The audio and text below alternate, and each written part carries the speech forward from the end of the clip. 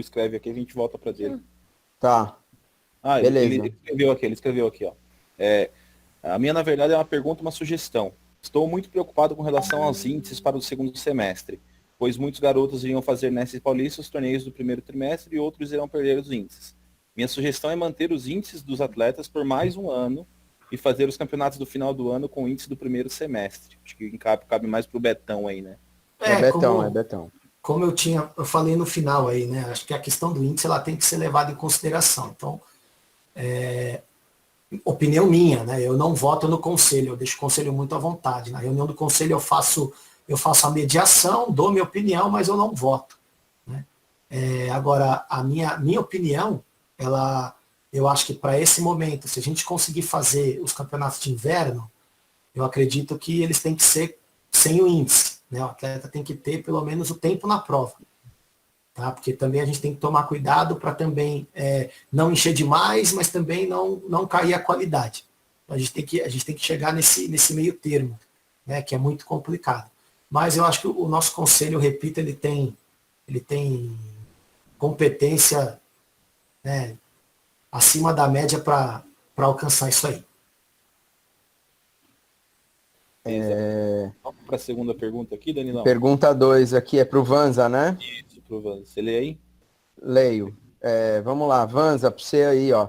Além do nado amarrado e do salto vertical, que testes entende serem bons para avaliação do desempenho? T30, 7 de 200 progressivo?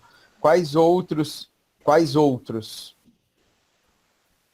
Bom, eu acho que a primeira coisa é a gente procurar olhar o nosso planejamento, como ele tem sido feito.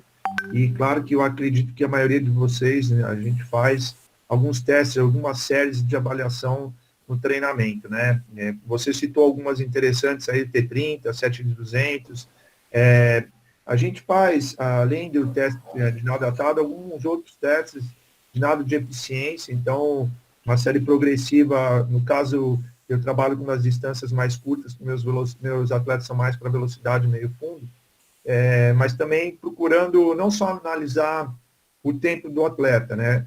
Número de braçadas, número de ondulações, a estratégia que ele usou para nadar, e aí esse é um teste interessante que a gente vai com certeza voltar a fazer. Um teste também que a gente faz com regularidade é o percentual de gordura e circunferência. Então, o que a gente ganhou, o que a gente perdeu nesse período que a gente ficou parado, né? Parado de nadar, né? Espero que eles estejam se movimentando lá, fazendo atividade física, e com isso a gente não tem uma perda tão grande em massa magra e ao mesmo tempo a gente consiga evitar com que eles ganhem muito gordura, né?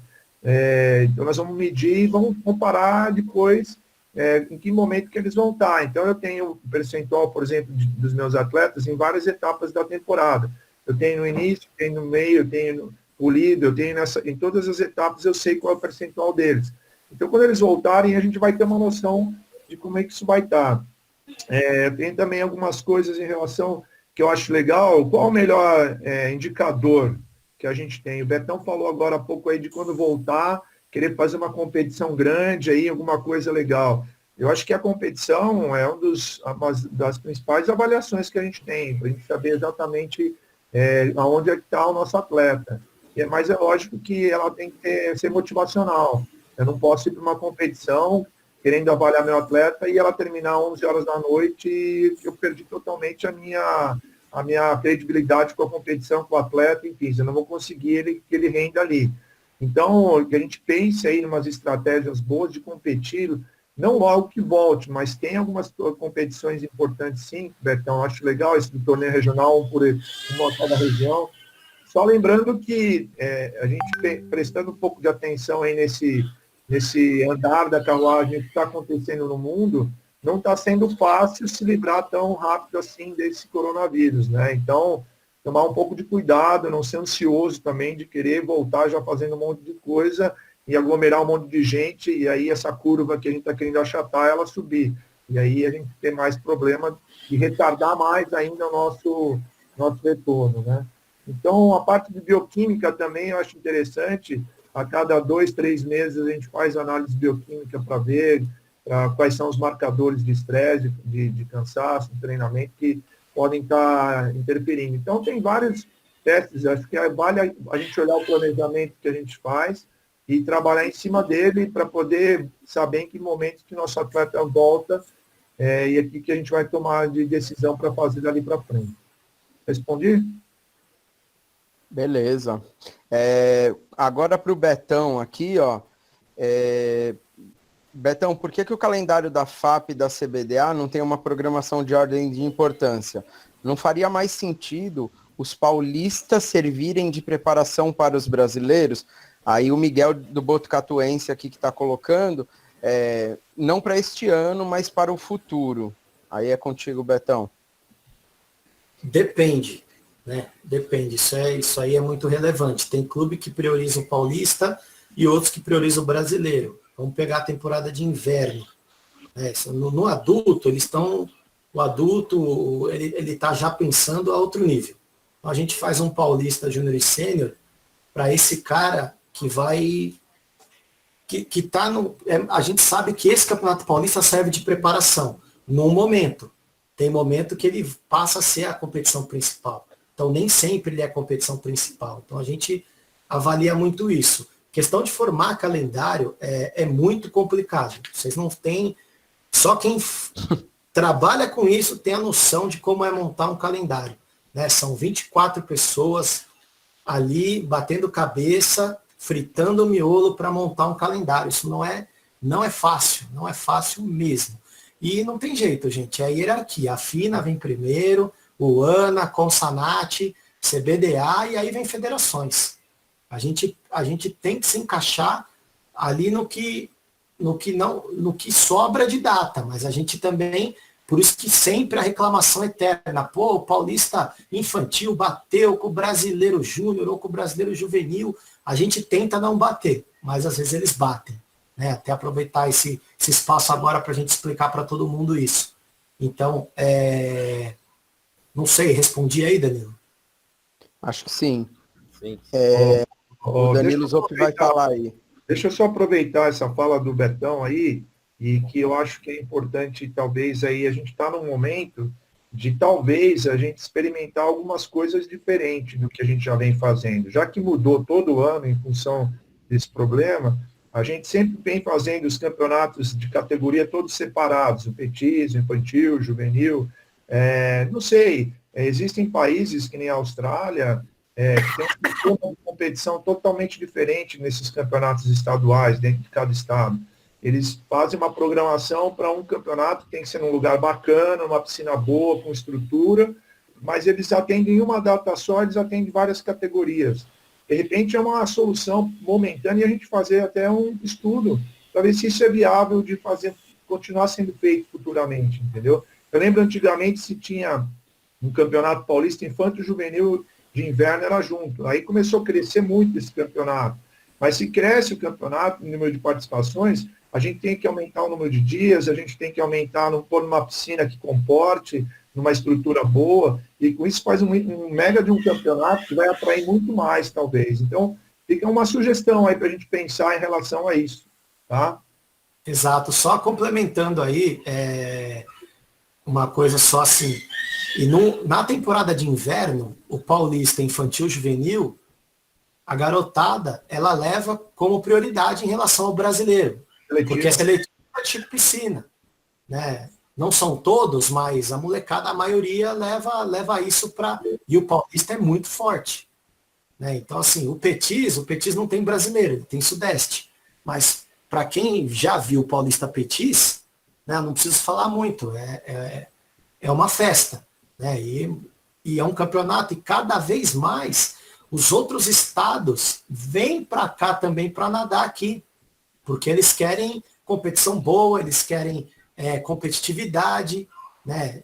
Então, assim, a gente também tem que levar isso em consideração também. O que o Vanza falou de fazer algo para mudar agora, né? Foi o que eu tentei enfatizar isso aí, Vans. Eu acho que essa é a hora da gente tentar juntar e tentar fazer algo para realmente, né, não só salvar o ano, mas que talvez no ano que vem a gente possa voltar a usar, sendo proveitoso, mas sempre com cuidado também. Eu tenho muito essa preocupação, quem me conhece sabe da competição não acabar tarde, né? Quando o pessoal reclama comigo, não pode ter limite, tem que liberar, nadar todas as provas, cara. Eu queria que liberasse, mas se a gente liberar, a competição não termina, cara. Então, tem tudo isso que a gente tem que levar em consideração, né? Programa de provas, vai ser um programa completo? Não vai?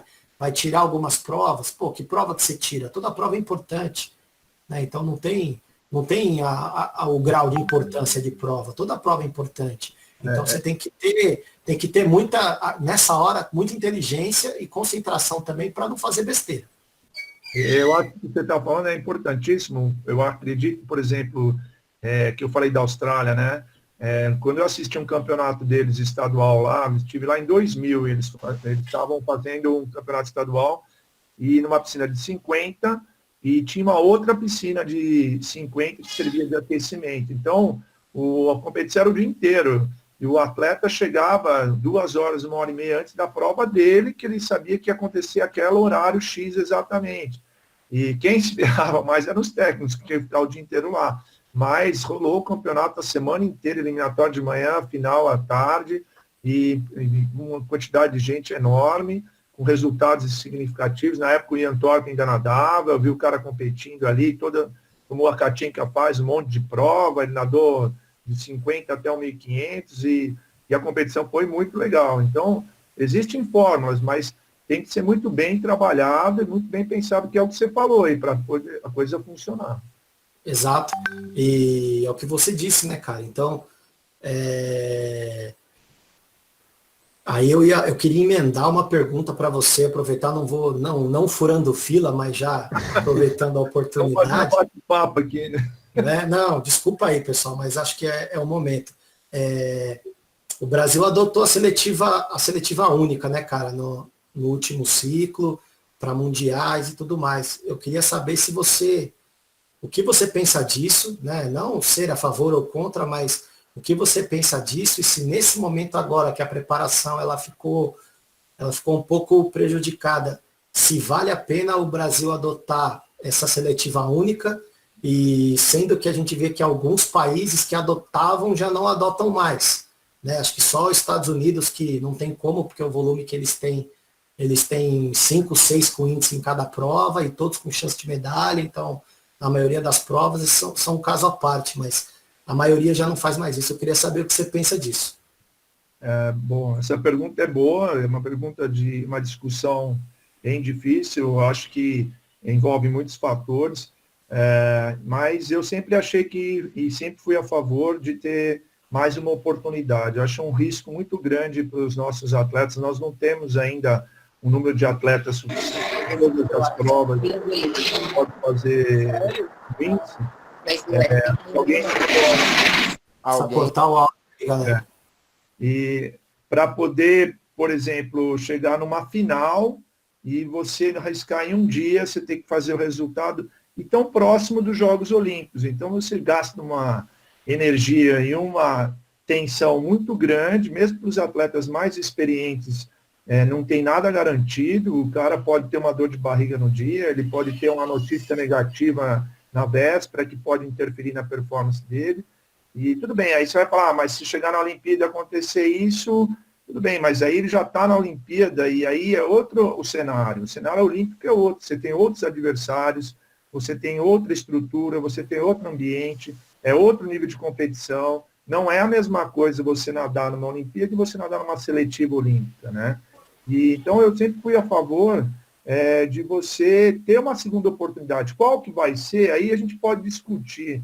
O Brasil vinha fazendo muito de jogar uma competição em dezembro já valendo, né? Para quem recorda, mais antigamente tinham 3 competições, varia uma Maria Lenk já do ano anterior. Isso eu sou um pouco contra, porque fica muito distante. Então o cara pode fazer o índice um ano antes e relaxar, ou então aconteceu N fatores durante o processo de um ano e ele não vai chegar realmente, talvez, competitivo na Olimpíada. Então, eu acho que teria que ter uma fórmula de ter uma seletiva dura, assim, onde a gente tivesse que fazer ali, definir muita coisa nessa seletiva e até um determinado ponto, por exemplo, fechar as provas que já tenho 2 atletas fazendo índice ali, fechar os revezamentos, mas se sobrasse algumas janelas de oportunidades, algumas provas que ficaram vazias, ter uma segunda oportunidade para esses nadadores que estão próximos. Aí como é que vai ser isso? Como seria? Não sei, teria uma discussão. Né? A nova mentalidade da CBDA é diferente desse pensamento, eles acreditam que eu faço parte do Conselho Técnico Nacional e a discussão ela é boa nesse sentido, então existe uma forte tendência a ser uma única seletiva e ser só na final, para que o atleta treine isso, para chegar na Olimpíada e saiba nadar bem, né?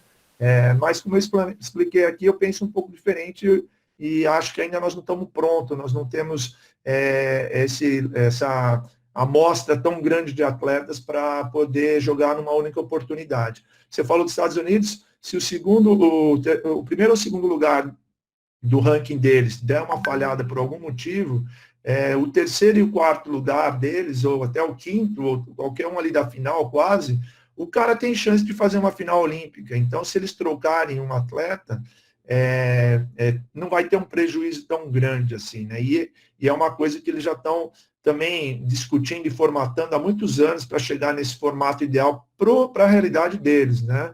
Antigamente tinha-se essa dúvida se jogava a data da seletiva americana mais próxima possível da Olimpíada, né?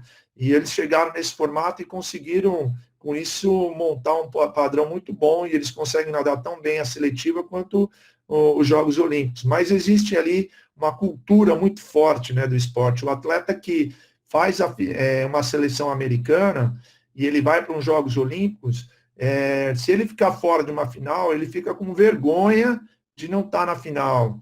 Esse é o pensamento deles. Eu lembro na Olimpíada do Rio, a Kelsey, que treina com o Arthur Albiero, ela não fez a final de 100 borboleta e ela estava com vergonha, porque o time inteiro americano vai à final e ela não tinha ido.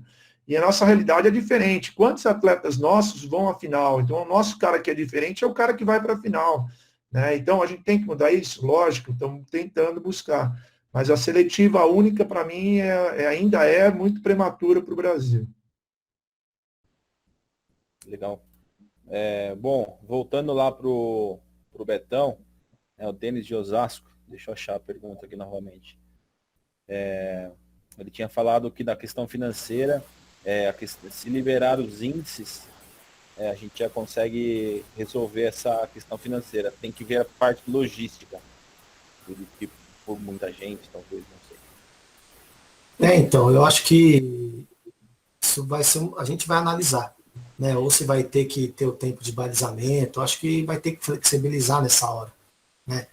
Só para lembrar também a todos, aproveitar aqui do conselho, todas as sugestões que são enviadas para o conselho, elas são analisadas e votadas, mas nem todas são aprovadas pelo conselho. Então, só para deixar claro, né, a gente tem tudo documentado e quem entrar para mandar sugestão vai ser ouvido, tá certo? Eu acho que é isso, acho que sobre o índice é isso, Denis. A gente vai analisar e é uma tendência aí que pode ocorrer. Tem o Maurício também falando aqui da questão dos jogos regionais, né? Que provavelmente vão ser cancelados, e se forem cancelados também não teremos os jogos abertos. Então, uma questão aí de calendário também, né? Vai liberar algumas competições. Eu acredito também que vão ser cancelados, mas a gente não pode cravar, né? Não tem como. E o Yuri está falando a mesma questão de unir calendário, mandou a sugestão de unir o Kimono e o Chico Piscina. Outra proposta, além das que já te enviei, seria de manhã o Kimono e à tarde o Chico Piscina, com final direto. O Yuri até me mandou isso antes também. A gente vai analisar tudo. De princípio, eu acho complicado, porque são eventos que, simultaneamente, eu acho que é muito complicado de fazer, porque, primeiro, você não consegue abrigar todo mundo. Né? No Chico Piscina, muita gente já fica fora de Mococa. Né? As cidades ao redor, todas elas lotam. Então, logisticamente, é um pouco complicado. Agora, em semanas seguintes, isso vai depender de dinheiro, né? De verba, do que vai ter. Isso tem que ser muito bem analisado. Se fizer Quimolo, todas as regiões têm que fazer seletivo. né? Então, a gente vai ter o aporte para fazer isso? Então, nós vamos analisar ainda. Então, a gente vai ter que tomar muito cuidado, né? Muito cuidado mesmo. Mas não vamos descartar nenhuma hipótese. Valeu, Yuri. Obrigado aí pela pergunta. Agora uma pergunta para o Vanza, do Alan Coutinho. Vanza, acredito que o que mais os atletas vão perder, além da parte aeróbica, será a técnica. Como você acha que podemos melhorar essa questão? Sugestões? Quais sessões? Boa, obrigado pela pergunta, Alan. Bom, eu acho que o que a gente perde primeiro mesmo é o condicionamento físico. A parte técnica, que é a parte neural, a gente acabou desenvolvendo, principalmente dos atletas que já têm bastante tempo de treinamento, um padrão motor, né? Então, o que vai fazer com que esse padrão motor seja bem executado é que ele esteja bem fisicamente, né? Mas o movimento, ele que adquiriu de uma saída, de um nado submerso, da técnica do nado, eu não acredito que ele vá perder nesse período tão rápido, né? Eu acho que vai perder mais a parte física. Agora, como sugestão, até porque a gente tem que buscar recursos para estar fazendo alguma coisa para ter menos perdas possível nesse período, é que a gente intensifique mais o lado visual, né? De você visualizar as provas, fazer trabalho de meditação, se visualizando você nadando, se realizando uma determinada prova, ou até vendo um vídeo e imaginando, simulando a braçada mesmo no seco. Eu acho que é interessante esse trabalho, né? Mantém acesa ali os canais, os neurônios vão estar trabalhando, a situação vai estar mandando mensagem para o músculo, mesmo que não seja num padrão de execução tão elevado e tão forte, né? Eu acho que a técnica ela está presente em todos os níveis dos atletas, desde do aprendizado até o alto rendimento. A gente tem que buscar cada centímetro, cada milímetro de molécula de água para você poder maximizar a sua força dentro da água e, ao mesmo tempo, não ter uma contração tão exagerada no momento que você não está precisando utilizar aquela parte determinada do músculo.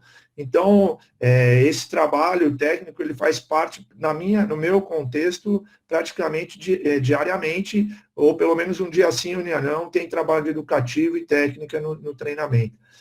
Então, eu acho que a minha sugestão é essa, a gente tentar minimizar fora da água o máximo possível com vídeos. Hoje a internet favorece muito a gente nesse sentido, tem muita coisa boa no YouTube que a gente pode buscar, ou até aproximar de biomecânicos, de treinadores que possam contribuir e tentar trazer isso para os atletas nesse período aí que eles estão em casa, que eles podem utilizar bastante o computador nesse sentido. Eu espero ter respondido aí, Alan. Legal aí. Agora, pessoal, vai ser a última pergunta, tá? Que é para o Betão, essa daqui. Aí depois eu vou encerrar e deixar aí para algumas pessoas poderem dar um recado, dar uma mensagem, tá? Aqui tá como Natação de Santo André, não sei quem exatamente que está escrevendo. É uma possibilidade. Acredito que a Juliana também. Imaginei. É uma possibilidade de campeonatos paulistas único no ano, tipo, juntar as categorias, ou eliminatórias e finais, fazer alguma coisa para dar um up, alguma estratégia de formato de campeonato diferente, juntando categorias, sei lá. É meio que essa questão aí. Eu acho que é uma possibilidade, acho que até comentei isso. Ju, beijo, Ju. A Ju ela é membro do Conselho de Alto Rendimento aí. A Juliana mesma deu até um ok ali, dizendo que é ela. Legal. A Jura da Base foi promovida para o alto rendimento. Então, assim, a gente vai ter muito trabalho, né? O Conselho, os dois, para tentar meiar isso, né? Para tentar fazer com que dê certo. Então, é por aí, Ju. Eu acho que essa é uma hipótese que não pode ser descartada. Pessoal, Só mais uma pergunta, Danilo, acho que vale a pena ler. Cara. Pediram mais uma aqui, ó. É pro Vanza, né? Isso. Pode ler aí, Dan. Ó, pergunta Vanzella. Será que a CBDA e as federações não deviam, através dos conselhos técnicos, propor um plano de carreira para os atletas? Em muitos países europeus, as federações nacionais condicionam o treino dos clubes. Por exemplo, exigindo índice dos 200 e 400 medley para qualquer atleta infantil participar de campeonato nacional. É uma discussão bem ampla essa, né? Eu acho que os modelos de treinamento de cada país, eles estão centralizados em alguns pontos. Então, tem países como o Brasil, ele é muito clubista, né? Ele não tem um gerenciamento da natação, onde, por exemplo, na Holanda, vou dar um exemplo da Holanda, eles têm 2 centros de alto treinamento de rendimento, um em Eindhoven e um em Amsterdã. E quando o atleta atinge um determinado nível, ele entra numa seleção adulta, esse cara passa a treinar com o técnico da seleção lá no centro de treinamento. Esse é um modelo que tem em vários países do mundo. Já nos Estados Unidos, o modelo ele é voltado à universidade, né? Então, é muito forte a natação universitária. A gente tem que encontrar um modelo que seja interessante e viável financeiramente, né? Infelizmente, mas ele está pautado muito aonde está o dinheiro, quem vai pagar a conta. Nós estamos falando aí das competições, a gente não sabe como é que os clubes vão enfrentar essa próxima etapa. Exato.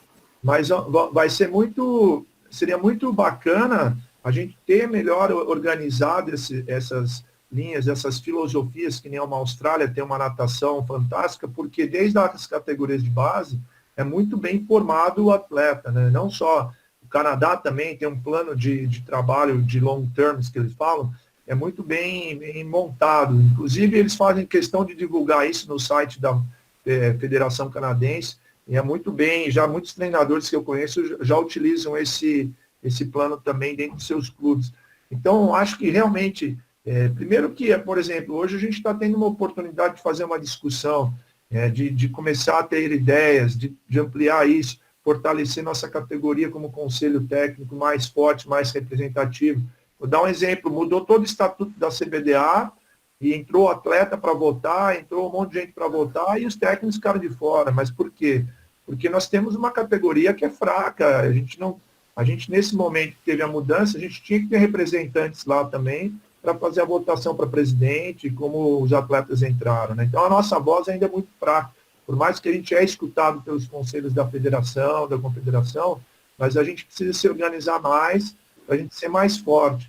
Então vai aqui mais uma vez meus parabéns aí por essa iniciativa aí do Danilo, do pessoal, da federação que está apoiando. E a gente precisa ter realmente essa organização, que a gente vai ficar mais forte e fica mais fácil de a gente colocar alguns critérios dentro da nossa realidade. Vou até fazer uma colocação em cima dessa pergunta e das falas do Vanza, né?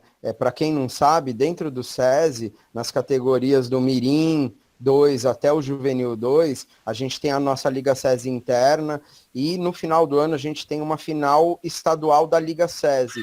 E a forma como esses atletas se classificam para a final é através da prova de 200 medley do Petis para cima e o 100 medley do Mirim 2. Só para vocês entenderem, a gente está dentro do SESI buscando algumas alternativas e criar essa filosofia, igual o Vanza falou, o que é melhor para o Brasil, né? A gente tem que se fortalecer com esse tipo de ação que a gente está criando aqui hoje, ampliá-la, né? Até já vou dar um spoiler aí, a minha ideia é abrir nacionalmente isso já na semana que vem, porque a nossa ideia é dar uma continuidade na quarentena semanal e manter isso futuramente numa estrutura mais tranquila, até para a gente adequar nas nossas vidas, tá? Então, assim, a gente pode abrir essa discussão, fortalecer a nossa classe, né? Deixar de lado um pouco de orgulho, vaidade, para se juntar. E uma das frases que estava no final daquela explicação, né? O sol brilha para todo mundo, galera. Se a gente souber se juntar, se fortalecer, né? Uma hora o sol bate mais aqui, mais ali, mas ele brilha para todo mundo. E se a gente acreditar nisso de verdade e se fortalecer como classe de uma forma nacional, eu não tenho dúvida nenhuma que nós nos tornaremos uma potência como treinadores e, consequentemente, como com os nossos atletas, como treinadores, um país esportivamente diferenciado, né? A gente tem material humano, a gente tem capacidade de conhecimento, a gente só tem que se juntar de verdade e acreditar nisso e desenvolver ações, né, de uma forma mais coletiva e ganhar essa voz que o Vanza falou. Pessoal... Deixa eu só já fazer uma introdução da semana que vem, né? Como a gente está nesse período de quarentena, a gente pensou em fazendo aos pouquinhos aí, talvez uma por semana, a gente está testando também, mas eu acho que fica legal. Na semana que vem a gente vai trazer um convidado mais da parte acadêmica, né? Então a gente vai trazer o Gonzalez, ele é cubano, né? Mas ele fala bem o português, fiquem tranquilos, vai dar para entender.